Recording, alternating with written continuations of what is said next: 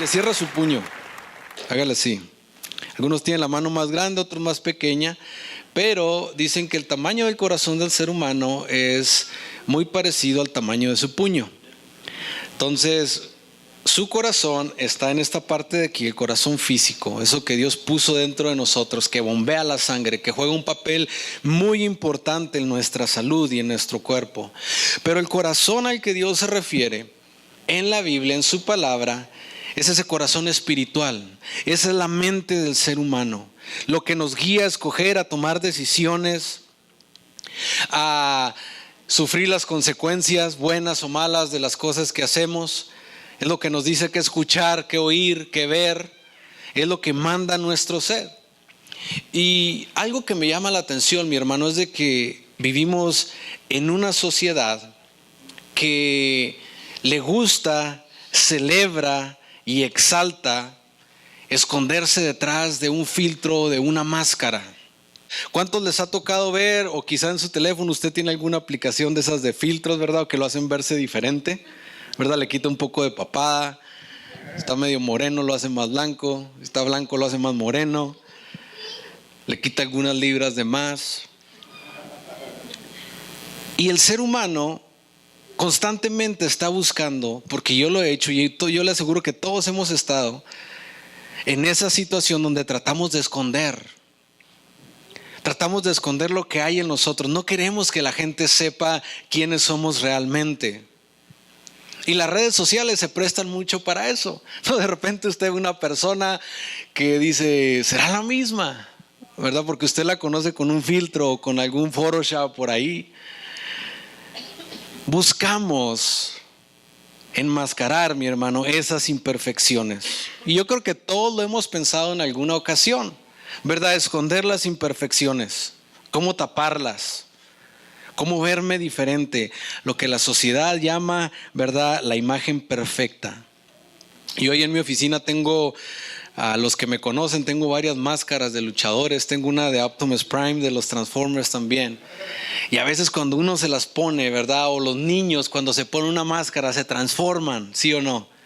Toman la personalidad de un superhéroe o de un luchador o qué sé yo. Y a veces las máscaras espirituales, mis hermanos, también nosotros las usamos. Yo le decía, porque a nadie le gusta exponerse ante los demás. Esa sensación de estar expuesto. Hay un miedo a ser vulnerable ante las demás personas, porque va a decir, y es que qué tal si le digo esto y me van a conocer y van a saber quién soy. A veces actuamos diferente estando ante las personas afuera, pero somos internamente o en nuestros hogares, con nuestros hijos, con nuestras relaciones interpersonales, somos diferentes. A veces nos quedamos con esas cosas que no queremos que nadie sepa. Ahora, con Dios, mi hermano, es diferente, porque aquí es donde cambia. Dios quiere que usted y yo seamos sinceros con Él, que nos sinceremos con Él en todo. Él anhela que en lugar de que usted y yo nos pongamos una máscara, nos pongamos un filtro y vengamos delante de Él pretendiendo de que todo está bien, de que todo es perfecto, Dios quiere que realmente le digamos, Señor, tú conoces mi corazón y estoy fallando en esto, necesito ayuda. Dios quiere que le quitemos esa máscara a nuestro pecado. Dios quiere que lo pongamos delante de Él para que Él pueda trabajar en eso. Y a la vez nosotros, usted y yo, mejoramos. Él quiere que reconozcamos. Y al hacer eso, mi hermano, al venir delante de Dios espiritualmente, usted y yo reconocemos de que nuestra confianza está puesta en Él. Y nada más. Porque a veces ese filtro, esa máscara, nosotros ponemos nuestra confianza en nosotros, en lo que yo puedo cambiar, en lo que yo puedo pretender que soy. Yo trato de controlar la situación y Dios quiere que lo dejemos a Él controlar nuestra situación. Hay un salmo 51, mi hermano. Si tiene su Biblia, acompáñeme. Si no, yo se lo leo. Salmos 51, el verso 17. Dice de esta manera: el sacrificio que te agrada es un espíritu quebrantado. Tú, oh Dios, no desprecias al corazón quebrantado y arrepentido. Este capítulo, el Salmo 51, mi hermano, lo escribió el rey David. Ahora, lo interesante de este capítulo, si usted lo lee completo, él lo escribió después de haber cometido adulterio con Betsabé. Y si usted está familiarizado con la Biblia, usted ha leído esta historia, se lo aseguro.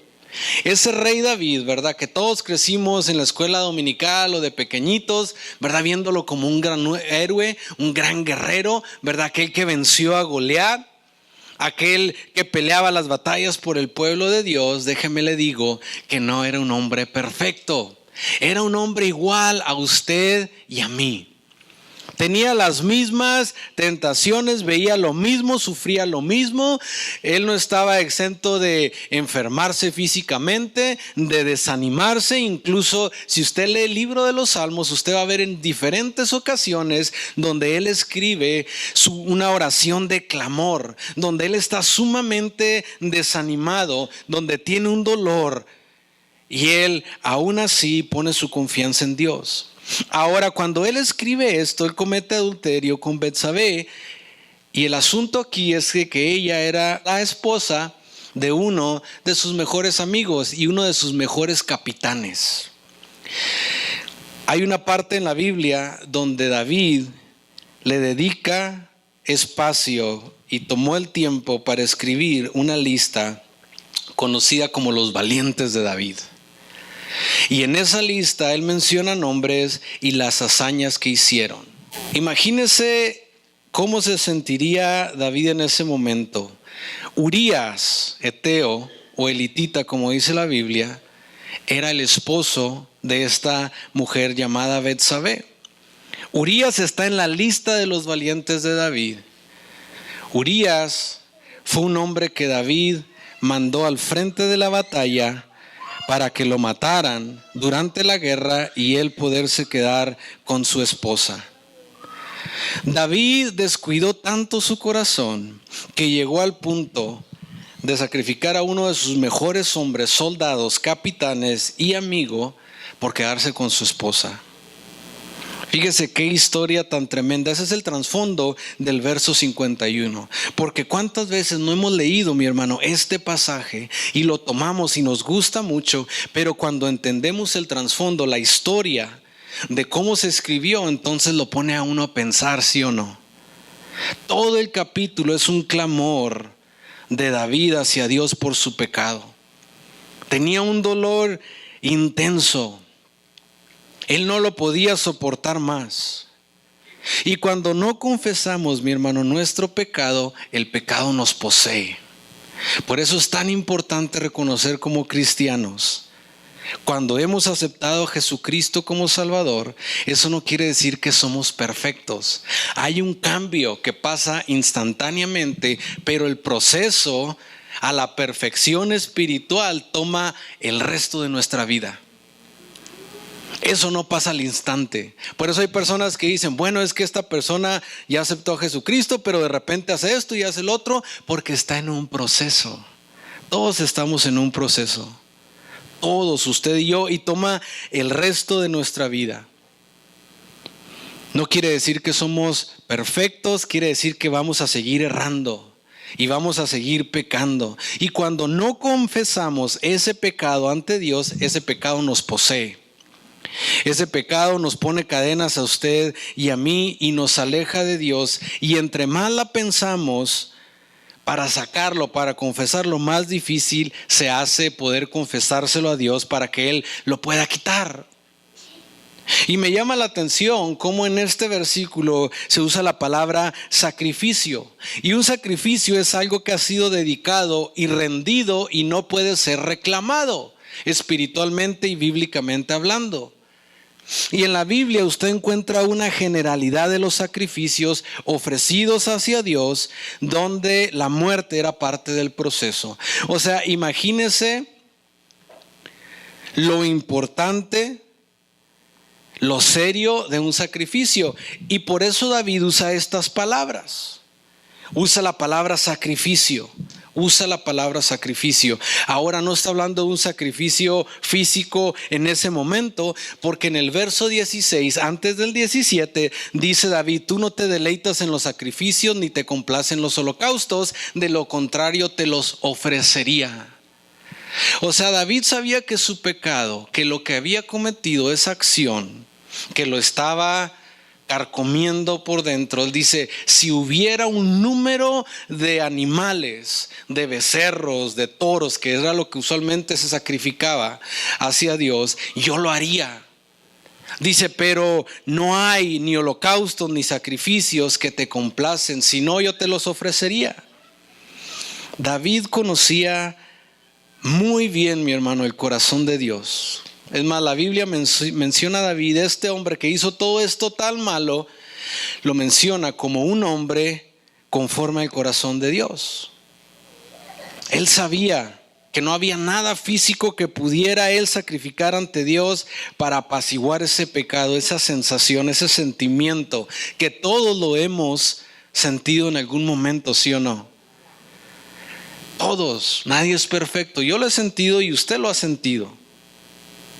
No lo deja dormir, lo estresa. Hay algo que usted siente que no está bien. Y dice: lo tengo que sacar, pero no puede, algo no lo deja. Ahí es donde el pecado, como le decía hace un momento, lo posee. Lo tiene como esclavo, no lo deja, no le permite hacer nada.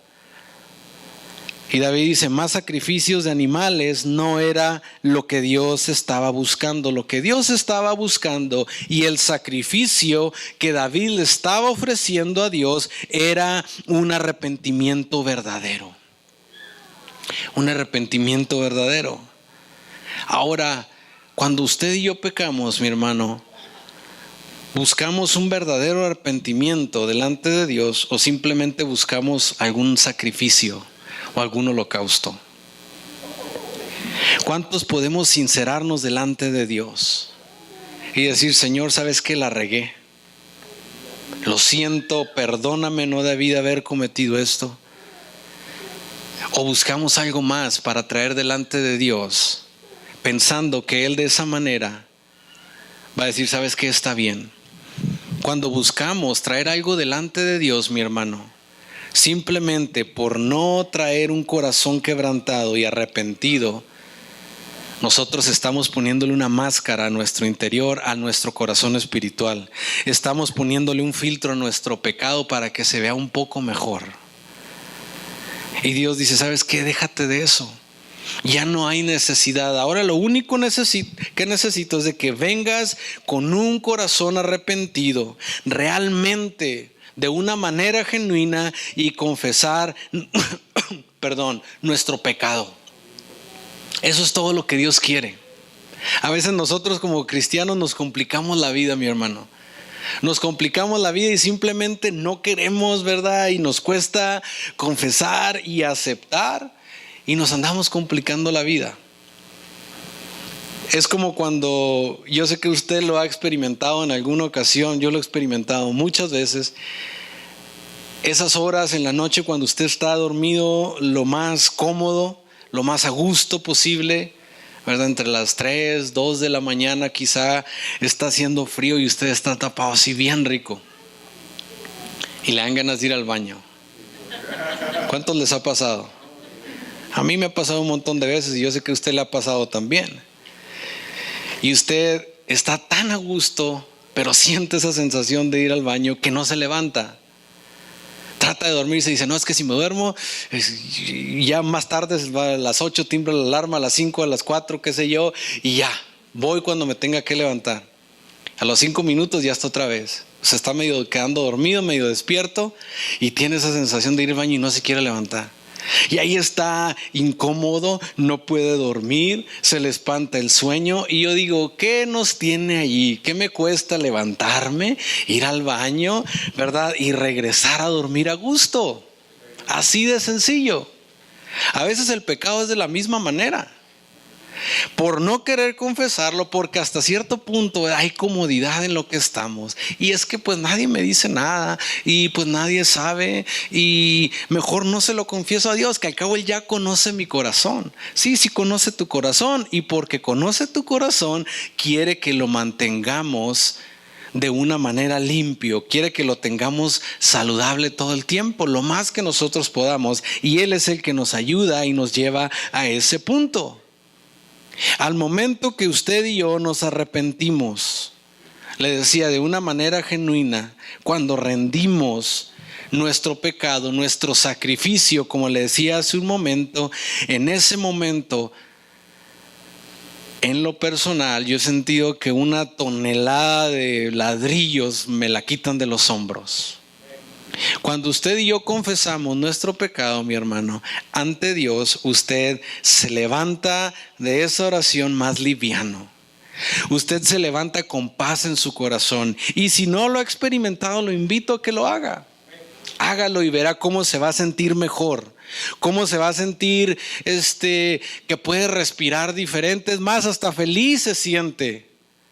¿Por qué? Porque usted pudo soltar eso que lo estaba deteniendo, eso que lo estaba amarrando, eso que estaba previniendo que usted pudiera alcanzar todo lo que Dios tiene, las promesas y ese propósito con el cual fue creado, que el pecado no permite que lleguemos ahí. Al momento que lo ponemos delante de Dios, ahí hay libertad, mi hermano, en ese lugar. Esa tonelada de cosa espiritual, emocional que usted traía en su vida, Dios la levanta. ¿Por qué? Porque Dios dice, ¿sabes qué? Aquí estoy yo para ayudarte. Un verdadero arrepentimiento, mi hermano, es la puerta a la libertad en Cristo Jesús. ¿Usted quiere tener libertad en su vida? Dígalo convencido. ¿Usted quiere tener libertad en su vida? Entonces, cuando hay un arrepentimiento verdadero, abre la puerta para que usted y yo podamos llegar a esa libertad por medio de Cristo Jesús, porque Él fue el sacrificio por nuestro pecado para que usted ya no lo tenga que hacer, mi hermano. Él pagó en la cruz del Calvario con su sangre por usted y por mí, para que podamos venir y ya no tenga que venir usted con una manada de toros o de becerros a sacrificarlo. Simplemente le dice Dios, aquí está mi corazón, y Él lo puede redimir, mi hermano. Dios le puede dar libertad. ¿Cuántos lo creen en esta tarde? Dios puede sanar y redimir nuestro corazón siempre y cuando lo pongamos delante de Él, sin tapujos, sin nada. Yo le decía, es una sensación difícil el estar expuesto, estar ante Dios sin algún argumento, sin argumentos, que se queda usted que dice, no puedo decir nada, Dios me conoce. Y Dios dice, ¿sabes qué? Yo te conozco, pero de la misma manera yo quiero seguir ayudándote, yo quiero cambiar, yo quiero alivianar tu carga. Jesucristo pagó el precio máximo para que pudiéramos tener esa libertad, mi hermano, de hacerlo cuando usted quiera.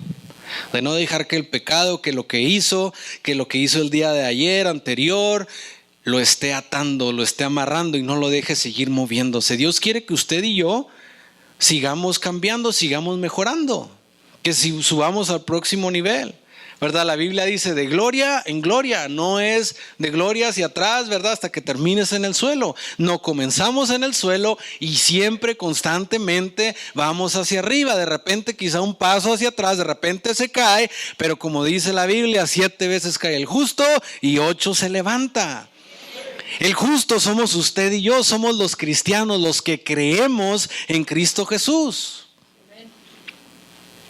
Usted y yo podemos, mi hermano, tenemos el privilegio y la libertad de levantarnos espiritualmente y emocionalmente. ¿Cuántas personas pasan por situaciones tan difíciles que no tienen esa libertad? Un espíritu quebrantado, tú, oh Dios, no desprecias, porque dice, tú, oh Dios, no lo desprecias al corazón quebrantado y arrepentido. Corazón quebrantado y arrepentido. Me llama la atención de que hay un elemento de dolor, mi hermano, siempre presente al momento de que usted y yo nos quebrantamos delante de Dios de una manera genuina. delante de Dios, cuando abrimos nuestro corazón, siempre hay un elemento de dolor presente que no se puede evitar. Si es verdadero, si es genuino el arrepentimiento, siempre hay un componente del dolor. Y me parece interesante que a medida de que usted comienza a leer los pasajes del capítulo que estábamos leyendo, donde habla sobre la oración esta de David, el ruego, esta súplica, comienza a notar que hay ese componente de dolor agregado, relacionado con el verdadero arrepentimiento. O sea, a David le dolía. Él no se sentía nada más mal por lo que había hecho. Porque usted y yo nos podemos sentir mal de cuando hacemos algo malo contra alguien, ¿sí o no? Cuando usted sabe que insultó, que dañó a una persona, ¿verdad? Que le causó dolor, usted se puede sentir mal, pero eso no quiere decir que usted realmente está sintiendo ese dolor como el que habla la Biblia aquí, que experimentó el rey David. Porque todos nos podemos sentir mal, pero eso no lleva a que nuestro corazón se quebrante de esa manera, como decía el pasaje. Y cuando llegamos a ese punto, mi hermano, Dios entra en nuestra vida y Él comienza a arreglarnos poco a poco. Esas partes de nuestro corazón espiritual que están rotas, Él comienza a pegarlas una a una. Y yo le digo esto porque yo creo que personalmente cuando he experimentado algún cambio grande en mi vida, ¿verdad? Que he tenido que subir a otro nivel espiritual, donde mi corazón ha tenido que estar quebrantado, donde ha habido un arrepentimiento genuino en mi vida, siempre ha habido un elemento de dolor. Se siente el dolor. La Biblia nos menciona, si usted ha leído esa historia, de que cuando Pedro negó al Señor Jesús, dice que lloró. Y no dice que simplemente lloró y se sintió mal, pero dice que lloró amargamente. Y no sé si a usted le ha tocado llorar de esa manera, pero cuando uno siente ese dolor y llora de una manera, como dice la Biblia, amargamente, como lo sintió y lo experimentó Pedro, es un dolor que no se puede describir. Es un dolor que usted trata de sacarlo, pero entre más está allí no se puede describir. Ese mismo dolor fue el que experimentó el rey David. Imagínese estar en los zapatos de él. Primero peca contra Dios sobre todas las cosas. Manda matar a su amigo, de sus más leales, destruyó un matrimonio, ¿verdad? Lastimó a Betsabé, y un bebé que fue producto de eso, por la acción que él cometió, murió a causa de su pecado. ¿Cómo se sentiría David? Y yo lo invito a que usted lea esa historia porque es muy interesante el proceso por el cual el rey David pasó para que Dios redimiera su corazón. Dios nunca lo dejó, mi hermano. Y a veces nosotros cometemos ese error. Como cristianos, cuando la regamos, cuando cometemos un error, cuando pecamos, pensamos que Dios nos deja. Dios no nos deja. Dios nos deja sufrir las consecuencias de nuestras acciones, pero Dios no nos deja. Es como los que tienen hijos. Yo tengo 2 hijas. Y cuando cometen algún error, ¿verdad? Que uno le dice, no estés haciendo eso, no estés brincando, te vas a caer y te va a doler. Y siguen brincando, no estés brincando porque te vas a caer. Se cae, se suelta llorando. Y uno está allí, no las abandona, no dice, yo te dije que te ibas a caer y como no me hiciste caso, ¿verdad? Te voy a desheredar. Te quito el apellido. Uno no dice eso, ¿verdad que no? Al contrario, uno está ahí y uno las abraza y las apapacha, ¿verdad? A veces uno comete el error de que no llores, no llores, no llores. Y pues es que le duele, ¿cómo no va a llorar? Yo a veces me he cachado, ¿verdad? Haciendo eso de que no llores, no llores. Pues es que se cayó, tiene que llorar. Pero nosotros estamos ahí para ellos. Y nosotros siendo humanos, imagínese Dios. Imagínese Dios. Dios estaba con David en ese momento y al momento que él quebranta su corazón, como lo decía el pasaje, y lo pone delante de Dios, Dios no cierra los ojos ante eso. Al contrario, Dios lo redime y le dice, ¿sabes qué? Sigue adelante, ponte de pie, vamos a seguir adelante. Hay consecuencias que uno va a sufrir, mi hermano, por las acciones que uno comete, y nadie se salva de eso. Pero ¿sabe qué? Eso es la vida, déjame le digo. Hay gente que no quiere sufrir nada de consecuencias. Así es la vida. Así es la vida. Tenemos que sufrir siendo cristianos buenos y malos. Entonces, cuando nosotros, nuestro corazón, lo cuidamos de una manera espiritual y constantemente hay algo malo, y a sacarlo rápido, no deje que se quede ahí, no deje que se estanque ahí en su corazón. En cuanto lo comete usted, sáquelo, póngalo delante de Dios, busque cambiar, cambie su camino, deje que Dios lo redima y siga caminando hacia adelante. Y le aseguro que constantemente su corazón, como dice la Biblia, va a ser como una fuente de agua viva. Su corazón va a producir vida. Y David lo experimentó, de haber estado en una situación tan difícil a poder ser redimido por Dios. Cuando usted y yo reconocemos nuestras acciones y nuestro pecado, es una de las cosas más difíciles que podemos hacer. Por eso hay tantas personas que se alejan de Dios, por no querer reconocer. ¿Cuántas parejas, cuántos matrimonios, cuántas relaciones, verdad? Por lo mismo se han distanciado, padres e hijos, o viceversa, entre primos, entre familiares, entre muy buenos amigos, simplemente porque alguien no quiso reconocer sus acciones. Y a veces pasa el tiempo y las dos personas quieren porque dicen, fue una tontería. Sí, fui yo, hombre, pero fue una tontería. Ya hay más madurez en nuestra vida. Pero el distanciamiento que hubo, todo lo que hemos puesto en medio de eso, lo hace tan difícil que nadie quiere decir nada. Con Dios a veces dejamos que el pecado, ¿verdad?, se comience a acumular y nos va empujando más de Dios. Usted saque ese pecado. Para eso Cristo murió en la cruz por usted y por mí. Para que no tuviéramos que andar cargando, ¿verdad?, con ese costal lleno de pecados para todo el tiempo, que no lo deja caminar a gusto, que no lo deja correr. Jesucristo vino a morir por eso. Él dice que las enfermedades todo lo puso, lo expuso y lo clavó en la cruz del Calvario, mi hermano, para que pudiéramos ser más livianos usted y yo y pudiéramos seguir adelante. No trate de justificar su error, no trate de ponerle una máscara, no trate de ponerle un filtro, sino reconocer. Tiene que llegar el punto que nos caiga el 20, como decimos, y entre más rápido nos caiga el 20, va a ser mejor. La parábola del hijo pródigo me llama mucho la atención porque en un punto, en Lucas 15:17, se lo leo rapidito, muchos conocen la parábola del hijo pródigo, esta historia que nos muestra el amor de Dios hacia nosotros, hacia el ser humano. Pero este muchacho, después de que hizo y deshizo con lo que su padre le dio, el verso 17 dice, por fin recapacitó y se dijo. Y eso es muy importante. O sea, en otras palabras, por fin le cayó el 20. O sea, después de haber hecho y deshecho y hacer un despapalle con todo lo que le habían dado y con su vida, dice que por fin recapacitó y se dijo, pero ¿cuántos jornaleros de mi papá tienen comida de sobra y yo aquí me muero de hambre? Tengo que volver a mi padre y decirle, papá, he pecado contra el cielo y contra ti. Llegó el punto en que le cayó el 20 y dijo, pero ¿quién me tiene aquí? Usted lee esa historia, él literalmente anhelaba comerse la comida de los cerdos que él cuidaba, y el patrón que era el dueño de los cerdos no lo dejaba. Imagínense estar en esa posición, tener esa hambre.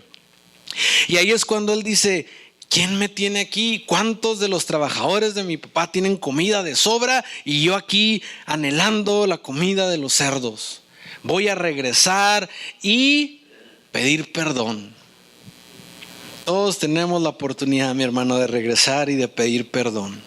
El arrepentimiento es el camino hacia la libertad. Y déjeme le digo que el enemigo lo sabe y va a hacer todo lo que esté a su alcance por distraerlo a usted, por distraerme a mí, de poder entrar y seguir en ese camino hacia el arrepentimiento, porque Él nos quiere mantener abajo, Él nos quiere mantener en el suelo, aún siendo hijos de Dios, para que no podamos gozar de las promesas que Él tiene para nosotros, y nos va a tratar de distraer. Yo le digo que no se distraiga hacia el camino del perdón. ¿Verdad? No se complique la vida. No trate de ponerle una máscara, un filtro, lo que usted quiera. Sino hay que ser lo suficientemente humildes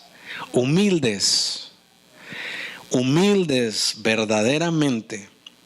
Una humildad de corazón, una humildad espiritual. No sentirse menos que los demás.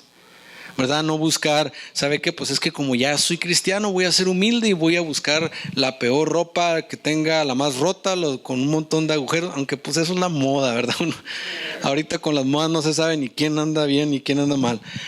Pero no es una humildad externa que uno trata de aparentar. Lo que todos tenemos en mente. Cuando usted piensa en una persona humilde, ¿qué piensa? Alguien que quizá no tiene muchos recursos, ¿sí o no? Alguien que quizá no se viste con ropa de marca, que quizá no trae zapatos nuevos, que quizá no trae un auto nuevo. Eso es lo que se nos viene a la mente cuando nosotros escuchamos humildad. Dicen, mira, es que esa persona es muy humilde, viene de rancho y usa huaraches de 3 puntadas. A ver, ¿qué tal si esa persona es millonaria? Y usted, no, pues es que es muy humilde, porque eso es lo que nosotros pensamos como el ser humano. Pero Dios quiere que usted y yo seamos humildes de corazón. Porque sin esa humildad, mi hermano, es muy difícil que nosotros podamos confesar nuestro pecado. Dichosos los pobres o humildes en espíritu, porque el reino de los cielos les pertenece. Entre más humildes somos de espíritu, mi hermano, más vamos a poder confesar y buscar a Dios. Y déjeme le digo que ahí dice la Biblia que el reino de los cielos nos pertenece. Tiene que haber humildad en eso, mi hermano. Y quiero terminar con esto. En 1 de Juan 1:9, muy conocido este versículo. Si no lo tiene subrayado en su Biblia, subráyelo o póngale ahí con un highlighter, haga lo que usted guste.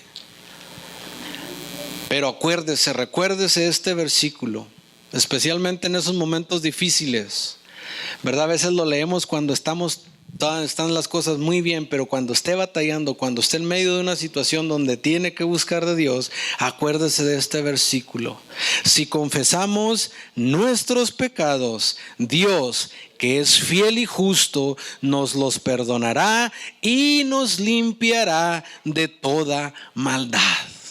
Si confesamos nuestro pecado, Dios, que Él sí es fiel y justo, no como nosotros, entonces nos perdonará. Y fíjese que no dice nada más perdonará su pecado, sino que dice nos limpiará de toda maldad.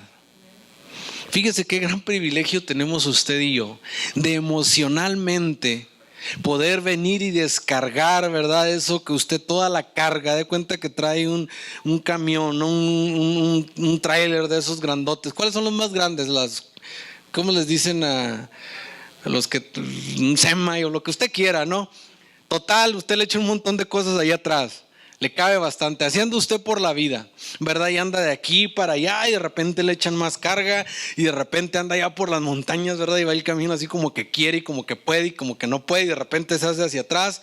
Dios quiere que espiritualmente cuando usted ande así, ¿verdad?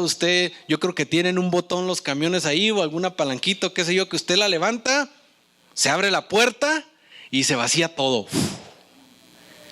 para que quede liviano, para que pueda seguir hacia adelante, para que pueda moverse más rápido. Dios quiere que usted y yo hagamos eso constantemente. Por eso Él dice que nos perdona y nos limpia de toda maldad.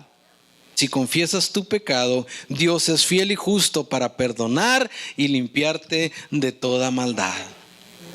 ¿Por qué no se pone de pie, mi hermano?